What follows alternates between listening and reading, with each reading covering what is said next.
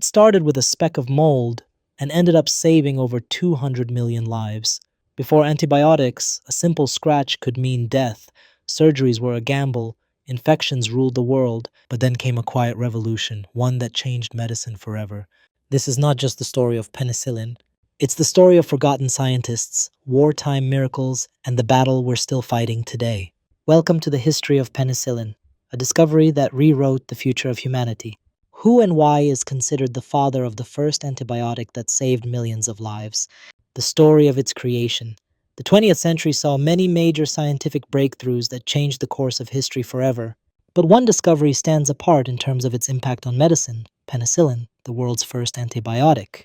Before the discovery of antibiotics that inhibit the growth of harmful bacteria in the human body, life was significantly more dangerous than it is today.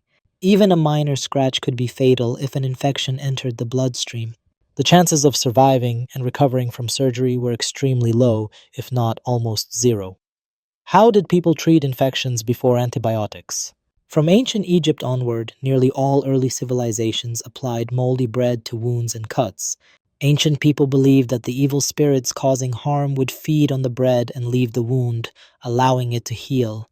In India and China, garlic and onions were used as natural antibiotics along with medicinal herbs. In medieval Europe, a popular remedy mimicking antibiotic effects included a mix of onions, garlic, wine, and ox gall. One such recipe was found in Bald's Leech Book. Take equal amounts of leek and garlic, crush them together, mix with wine and the gall of a young bull. Let it stand for 9 days in a brass vessel. Young scientist Freya Harrison decided to recreate and test this ancient formula. The biggest challenge was finding authentic ingredients. Today's onions and garlic differ from medieval varieties. The wine came from a vintage English vineyard still using old recipes. Oxgall was easier to find since bile acid supplements are made for people without gallbladders. Instead of costly copper containers, glass bottles coated with copper were used. After 9 days, the potion killed all soil bacteria introduced by the vegetables. It started disinfecting itself. The remedy was then tested on mouse skin infected with methicillin-resistant Staphylococcus aureus, MRSA, the bacteria responsible for styes in humans.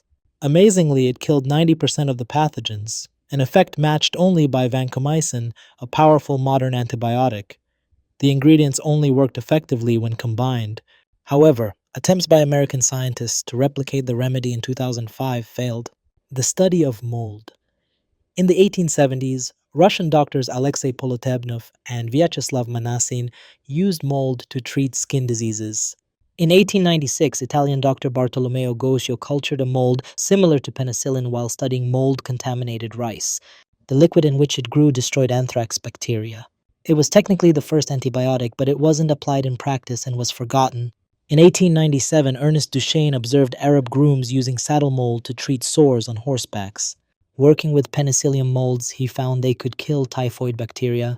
Duchesne submitted his dissertation to the Pasteur Institute, but it was ignored by the scientific community. The father of antibiotics, Alexander Fleming, was born on August 6, 1881, to a farming family. Following in the footsteps of his older brother, he studied medicine and joined a research lab at St. Mary's Hospital in London while still a student. He worked there until his death in 1955. Was the discovery accidental?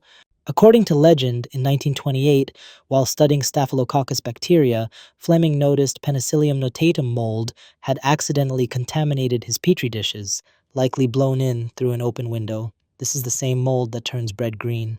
Around each mold spot, there was a clear area where bacteria had died. At first, Fleming couldn't determine exactly why this was happening. Like earlier scientists, he assumed the mold boosted the immune system rather than directly killing bacteria. Eventually, it became clear that the mold itself was lethal to microbes. But using the sample on humans was risky due to dangerous impurities. Fleming couldn't isolate a pure compound, so he used a filtered broth in which the mold had grown.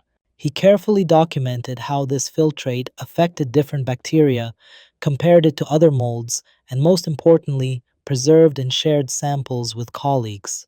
In 1929, he presented his findings to the Medical Research Club in London, calling it a promising antibacterial agent. Yet the scientific community largely ignored him.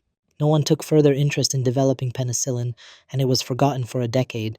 It wasn't until 1939 that penicillin resurfaced. German emigre Ernst Chain isolated pure penicillin, and his supervisor Howard Florey tested it on mice. The first human trial involving a London policeman with blood poisoning ultimately failed. He improved at first, but the supply of penicillin ran out and his condition worsened. In 1941, a 15-year-old boy became the first person cured with penicillin. By then, World War II was underway. Infections were killing more soldiers than battlefield wounds, so the need for antibiotics was urgent. But wartime blockades made mass production in Britain impossible. The scientists traveled to the US, where production was more feasible, a secret transport. An unconfirmed but intriguing story suggests that transporting the mold in a vial from the UK to the US was deemed too risky. It could be intercepted by Germans. Instead, scientists supposedly soaked their coat linings in fungal spores to smuggle them safely across the Atlantic. American scientists soon identified the exact mold Fleming had used, but for mass production, they turned to a related strain that produced much more penicillin. It was found on a moldy cantaloupe brought from the market by lab worker Mary Hunt, nicknamed Moldy Mary. The cornstarch waste, rich in sugar and previously discarded, was used as a growth medium. Mold was cultivated in massive tanks with electric stirrers and aeration systems. In late 1942 US, penicillin supplies could treat fewer than 100 patients. By 1943, production hit 9 billion doses. In 1945, it reached 40 billion. Antibiotics work by blocking or disrupting chemical reactions vital for bacteria to survive. Penicillin interferes with the creation of bacterial cell walls, like sticking gum on a key so it won't fit the lock. It doesn't harm human or animal cells since their outer membranes are fundamentally different. Once its potential was realized, penicillin became essential in treating bacterial infections. By mid-century, it was mass-produced and helped fight diseases like syphilis, gangrene, tuberculosis, and gonorrhea, global recognition. In 1945, Alexander Fleming, Ernst Chain, and Howard Florey received the Nobel Prize in Physiology or Medicine. Norman Heatley, who played a key role in growing the mold and purifying the antibiotic, was left out despite his significant contributions. Before Fleming's visit to Paris in 1945, French newspapers wrote, "He has done more to defeat fascism and liberate France than entire divisions of soldiers." In 1999, Time magazine named Fleming one of the 100 most important people of the 20th century, declaring that his discovery changed the course of history. Multi-drug resistant bacteria. Penicillin and other antibiotics revolutionized medicine in the post-war years, defeating most harmful bacteria. It's estimated that antibiotics saved about 200 million lives during and after World War II. Many modern antibiotics were developed based on penicillin's healing properties, but Fleming had warned that bacteria wouldn't surrender easily. They reproduce quickly. Cholera bacteria, for instance, divide once an hour. In just one day, a single strain can go through as many generations as humans do in 500 years. The widespread use of antibiotics sped up bacterial evolution. Resistant strains thrive, while vulnerable ones die out. Fighting infections is becoming much harder today. So what do you think? Was the discovery of penicillin truly an accident, or was it fate? Do you believe we're doing enough today to combat antibiotic resistance? And could the next big medical breakthrough come from something just as unexpected as mold on bread? Let me know your thoughts in the comments below. If you found this story fascinating and learned something new, don't forget to like the video, share it with your friends, and subscribe to the channel for more deep dives into world-changing discoveries.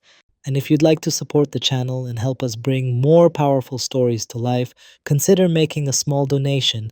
Every bit helps keep this project going strong. Thanks for watching and stay curious.